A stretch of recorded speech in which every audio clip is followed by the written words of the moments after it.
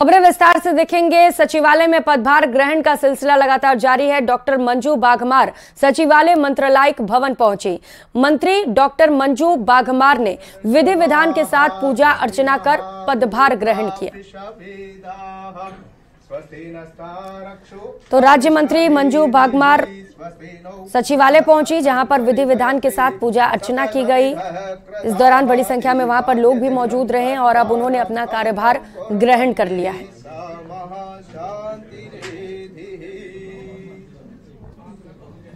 ओम श्री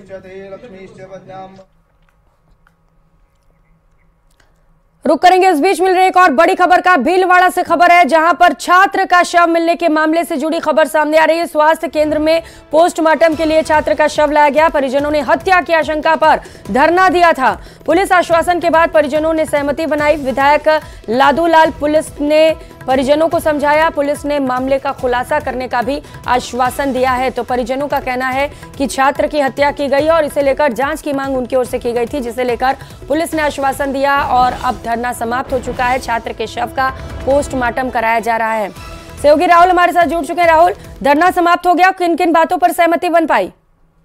जी, कल ये जो लड़का है, जो छात्र है, बकरियां चराने के लिए जंगल में निकला था।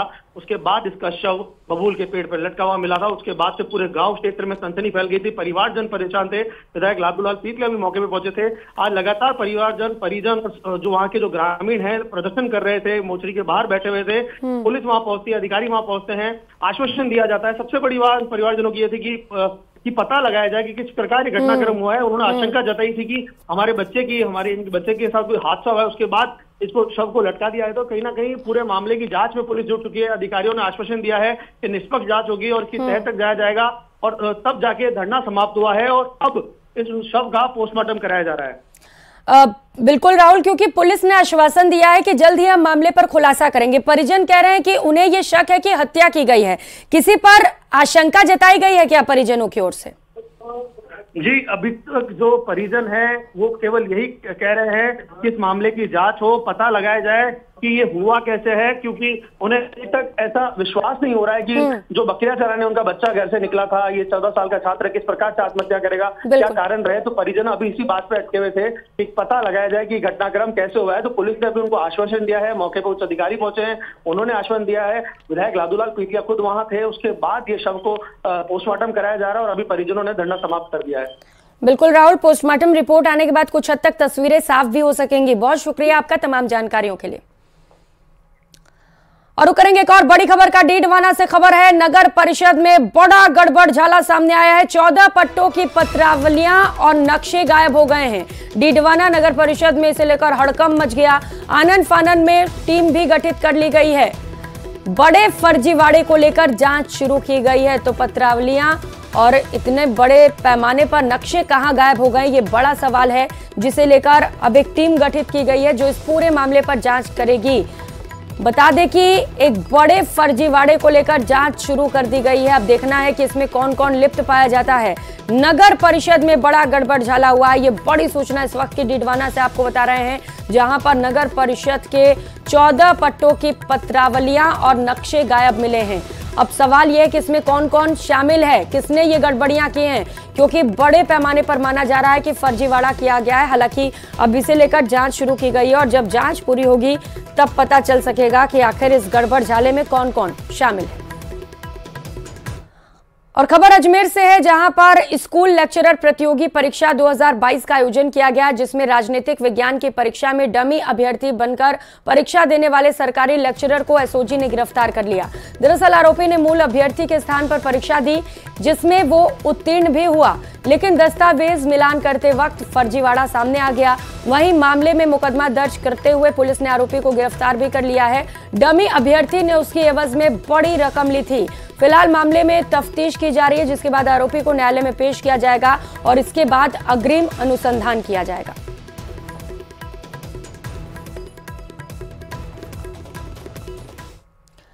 और बात कोटा की, जहां पर कोचिंग स्टूडेंट्स द्वारा आत्महत्या की घटनाओं पर अंकुश लगाने के लिए गठित स्टूडेंट सेल की टीम अब डोर टू डोर जाकर छात्रों को तनाव मुक्त करने का प्रयास कर रही है। टीम के पास अब तक मात्र 6 माह 700 से अधिक शिकायतें प्राप्त हो चुकी हैं।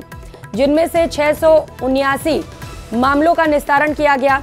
वहीं तनाव, निराशा और अवसाद से संबंधित 82 मामले सामने आए, जिनका त्वरित निस्तारण कर छात्रों को तनाव मुक्त किया गया। कोटा रेंज आईजी प्रसन्न कुमार खमीसरा ने बताया कि पुलिस और प्रशासन, चिकित्सक और काउंसलर के सामूहिक प्रयासों से अच्छे परिणाम सामने आ रहे हैं।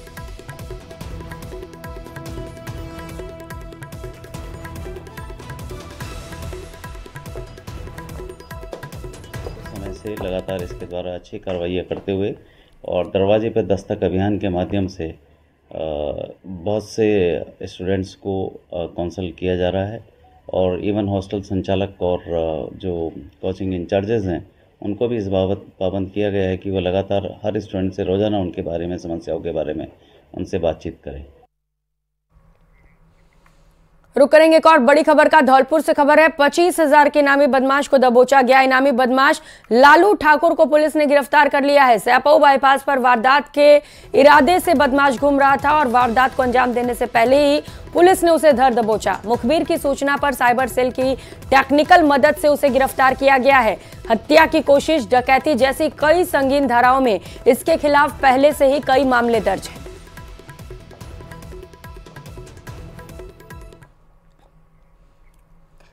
और खबर कोटा से है, जहां बीती 1 तारीख को अज्ञात वाहन की चपेट में आने से सड़क पर पैदल चल रहे रोडवेज बस के एक ड्राइवर की मौत हो गई।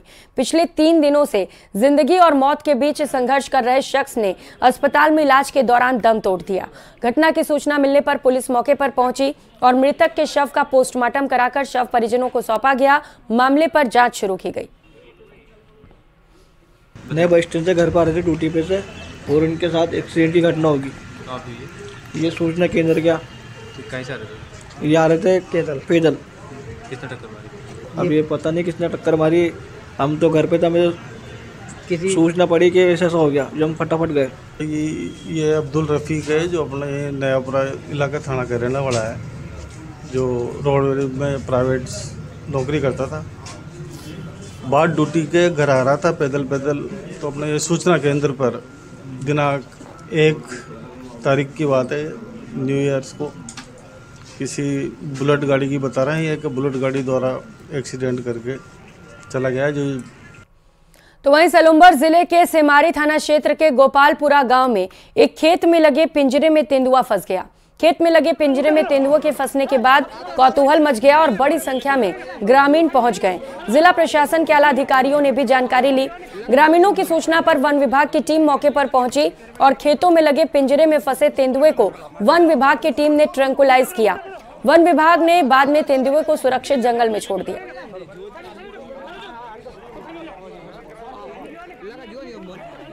और करेंगे एक और बड़ी खबर का। बीकानेर से बड़ी खबर है, जहां पर बुआ और भतीजी में विवाद गहरा गया। राज परिवार का मामला अब थाने तक पहुंच चुका है। सिद्धि कुमारी ने अपनी बुआ पर मामला दर्ज करा दिया है। बुआ राजश्री पर धोखाधड़ी, कूट रचित दस्तावेज बनाने के भी आरोप लगाए हैं। सदर थाने में इस्तगासे में एफआईआर दर्ज की गई है। चुनाव में राजश्री ने सिद्धि कुमारी के खिलाफ शिकायत की थी। चुनाव आयुक्त से संपत्ति की गलत जानकारी देने की भी शिकायत की गई थी। तो बीकानेर से बड़ी खबर, जहां पर बुआ और भतीजी में विवाद गहराता चला जा रहा है और अब इसे लेकर कंप्लेंट भी लिखा दी गई है। अब देखना है कि पुलिस इस पूरे मामले पर किस तरीके से कार्रवाई करती है। बता दें कि सिद्धि कुमारी ने अपनी ही बुआ पर मुकदमा दर्ज करा दिया है। बुआ राजश्री पर धोखाधड़ी और कूट रचित दस्तावेज बनाने के आरोप लगाए हैं। सदर थाने में से लेकर इस्तगासे से एफआईआर दर्ज कर ली गई है और चुनाव में राजश्री ने सिद्धि कुमारी के खिलाफ शिकायत दर्ज कराई थी। सहयोगी मनीष दाधीच हमारे साथ जुड़ चुके हैं। मनीष, क्या है पूरा मामला? भतीजी ने अपनी बुआ के खिलाफ कंप्लेंट लिखा दी है, अब क्या कार्रवाई?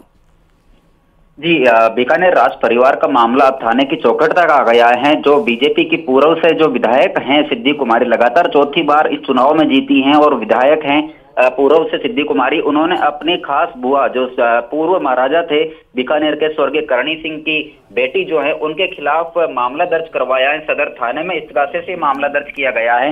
दरअसल मामले की शुरुआत हो जाती है जब विधानसभा चुनाव के वक्त सिद्धि कुमारी ने अपनी संपत्ति बताई थी और उसी वक्त जो राजेश्री है, सिद्धि कुमारी की जो बुआ है राजेश्री, उन्होंने उन पर फर्जी दस्तावेजों के जरिए अपनी संपत्ति का जो है गलत विवरण देने का भी आरोप लगाया था। उसके बाद अब चुनाव जीतने के बाद में सिद्धि कुमारी ने मामला दर्ज करवाया है। फर्जी दस्तावेजों के साथ में धोखाधड़ी करने और कूट रचित दस्तावेज बनाने के आरोप यहां पर लगाए गए हैं उनकी बुआ राजेश्री पर, और इसके अलावा 3 लोगों पर और मामला जो है इसमें दर्ज करवाया गया है। जी, पुलिस क्या कह रही है इस पूरे मामले को लेकर मनीष? किस तरीके से कार्रवाई की जाएगी? जांच शुरू कर दी गई है क्या?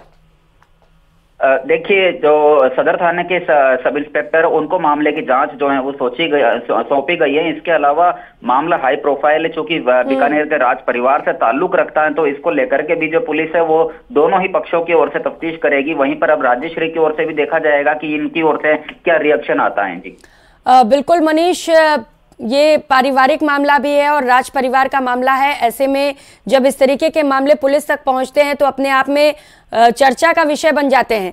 बुआ की ओर से कोई प्रतिक्रिया सामने आई है, क्योंकि भतीजी ने गंभीर आरोप लगाए हैं उन पर? देखिए, हाल फिलहाल राजेश्री जो है उनकी ओर से किसी भी तरह की कोई प्रतिक्रिया नहीं आई है। हम भी उनसे संपर्क करने की कोशिश में लगे हुए हैं कि जैसे उनसे बात होती है उनका क्या कहना है इस मसले को लेकर के। आपको बता दें, इससे पहले भी चुनाव में उन्होंने चुनाव आयोग से शिकायत की थी। राजेश्री ने सिद्धि कुमारी के खिलाफ शिकायत जो है वो भेजी थी, लेकिन उस पर कोई कार्रवाई नहीं हो पाई थी। वहीं पर अब जो सिद्धि कुमारी है उन्होंने अपनी बुआ पर मामला जो है वो दर्ज करवाया है। जी, जो मामला दर्ज कराया गया है मनीष, FIR रिपोर्ट भी हम देख पा रहे हैं, क्या क्या बातें लिखी गई हैं इसमें? जी, FIR में सिद्धि कुमारी के अलावा अन्य और भी नाम हैं, लगभग 3 लोगों के और नाम हैं, जिनमें धोखाधड़ी करने के अलावा जो दस्तावेज थे उनको कूट रचित यानी ठीक है। अब देखना है कि किस तरीके से पुलिस की ओर से इस पूरे मामले पर कार्रवाई की जाती है। बहुत शुक्रिया आपका मनीष तमाम जानकारियों के लिए। पोखरण से खबर है, विधायक महेंद्र प्रताप पुरी महाराज पोखरण विधानसभा क्षेत्र में सक्रिय दिख रहे हैं। विधायक के नेतासर गांव पहुंचने पर ग्रामीणों ने उनका भव्य स्वागत किया। कल देर रात पोखरण के नेतासर गांव में मेघवाल समाज द्वारा आयोजित स्नेह मिलन कार्यक्रम में उन्होंने शिरकत की। विधायक ने कहा कि प्रबुद्धजनों, युवाओं और कार्यकर्ताओं ने अपने स्नेहपूर्ण सत्कार से अभिभूत किया।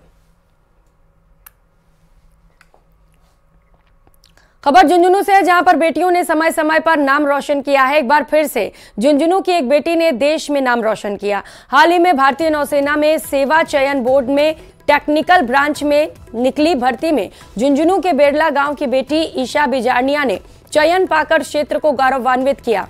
इस भर्ती में कुल 30 पदों के लिए 3 लाख अभ्यर्थियों ने आवेदन किया था। इन 30 पदों में से 9 पदों पर पहली बार छात्राओं का चयन होना था। ईशा देश की इन पहली 9 छात्राओं में से एक है जिसने नेवी में चयन पाकर क्षेत्र को गौरवान्वित किया। वो इस ब्रांच से लेफ्टिनेंट बनने वाली जिले की पहली युवती होंगी। वो इसी माह 14 जनवरी से एशिया की सबसे बड़ी भारतीय नौसेना अकादमी INA एझीमाला केरल के प्रशिक्षण प्राप्त करेंगे। इसके बाद पहली पोस्टिंग लेफ्टिनेंट के पद पर मिलेगी। बचपन से ही मेरा डिफेंस में जाने का सपना था। मैंने इसके लिए काफ़ी मेहनत की। स्कूल लाइफ में मैंने NCC और स्काउट्स एंड गाइड ज्वाइन की, जिससे मुझे काफ़ी एक्सपीरियंसेस गेन हुए थे। और साथ में मैंने काफ़ी सारी एक्टिविटीज़ में पार्टिसिपेट किया। स्पोर्ट्स में भी मेरा इक्वल कंट्रीब्यूशन था जितना एकेडमिक्स में था। मैं सिर्फ इतना ही कहना चाहूँगी कि सच्ची मेहनत और लगन से हम अगर कोई काम करना चाहें तो वो बिल्कुल पूरा होता है। तो फिर अगर कोई भी काम हम ठान लेते हैं एक बार, तो उसको पूरा करने के लिए हमें पूरी लगन के साथ लग जाना चाहिए। खबर 12 से है, जहां पर सोरसन की नियाना तिलाई पर इन दिनों हजारों की संख्या में प्रवासी पक्षी डेरा डाले हुए हैं। यहां के तालाबों में पिछले वर्ष की तुलना में इस बार देसी और विदेशी पक्षियां ज्यादा नजर आ रही हैं। पर्यटक भी बड़ी संख्या में पक्षियों की अटखेलियां देखने पहुंच रहे हैं। यहां काले हिरण और पक्षियों को एक साथ देखा जा सकता है। वर्षों से यहां आ रहे वन्यजीव विशेषज्ञ AH जैदी ने बताया कि इस समय प्रवासी पक्षियों में northern pintail, bar headed goose grey और लेक गूस सहित northern shoveler, garganey teal, common teal, ruddy shelduck, spoonbill आदि अधिक संख्या में दिखाई दे रहे हैं। बहुत अच्छी संख्या में यहाँ पे जो है माइग्रेटरी बर्ड्स आई हुई हैं। उसमें खास तौर से ग्रेले गूज जो वहाँ से चल के यूरोप से चल के यहाँ आता है, बहुत अच्छी संख्या में है। इसके साथ साथ बारेडेड गूज हैं, रूडी शेल्डक है। मौसम थोड़ा धुंधला है, दिखाई पूरी तरह से नहीं दे रहा, लेकिन ये कि आवाज़ से भी पहचानने में आ रहे हैं। तो ये तलाई बहुत रिच है, बहुत अच्छी तलाई है। तो वहीं पुष्कर में अखिल भारतीय मारवाड़ी महिला सम्मेलन अजमेर शाखा की ओर से पुष्कर राज पगड़ी महोत्सव का आयोजन हुआ। इस अवसर पर पुष्कर सरोवर के 52 घाटों की परिक्रमा करते हुए करीब पुष्कर राज को 2000 मीटर लंबी पहरिया पहनाई गई। पुष्कर के वराह घाट पर भगवान लड्डू गोपाल और राधा रमन बिहारी की झांकी सजाई गई। इसके बाद पंडित रविकांत शर्मा के सानिध्य में अजमेर विकास प्राधिकरण के पूर्वाध्यक्ष, पुष्कर नगर पालिका अध्यक्ष सहित पूजा अर्चना का कार्यक्रम भी रखा गया।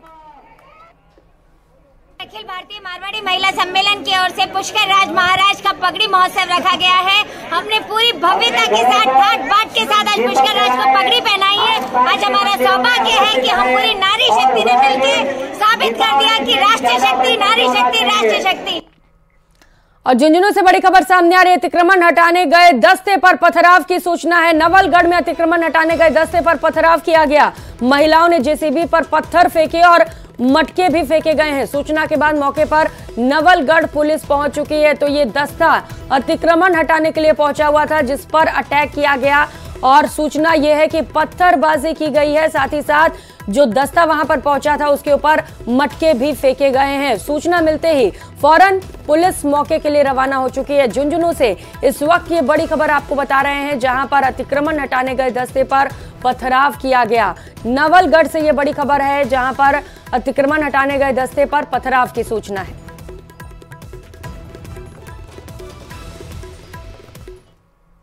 अगर आप सैर सपाटे के शौकीन हैं तो पिंक सिटी जयपुर से आई ये खबर आपके लिए है, जरूर देखिए।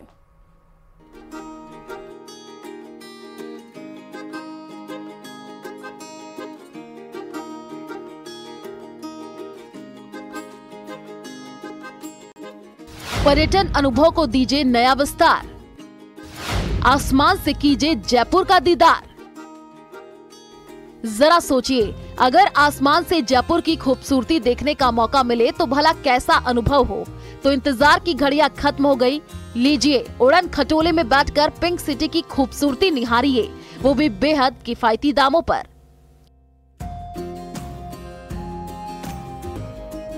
नए वर्ष पर पर्यटकों को गुलाबी नगरी का भ्रमण कराने के लिए हेलीकॉप्टर जॉय राइड की सुविधा दी गई है।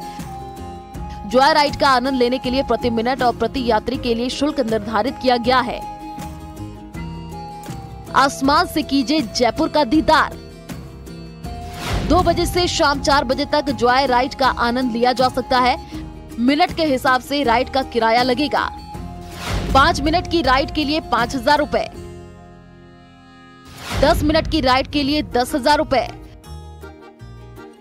15 मिनट की राइड के लिए 15,000 रुपए।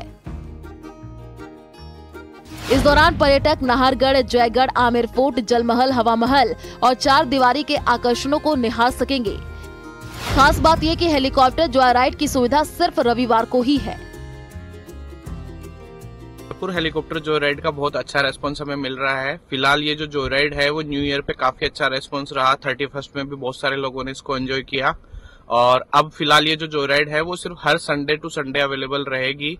फिलहाल जो आगामी 7 जनवरी है उसको संडे को ये जॉय राइड 2 से 4 बजे के बीच में चलेगी। पर्यटन को बढ़ावा देने की ये पहल सैलानियों को खूब लुभा रही है।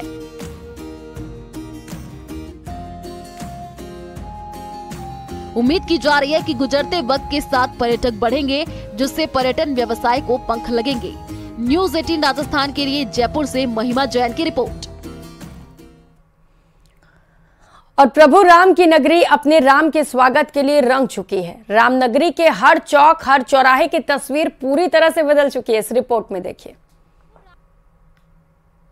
प्रभु राम की नगरी अपने राम के स्वागत के लिए रंग चुकी है। रामनगरी के हर चौक, हर चौराहे की तस्वीर पूरी तरह अब बदल चुकी है।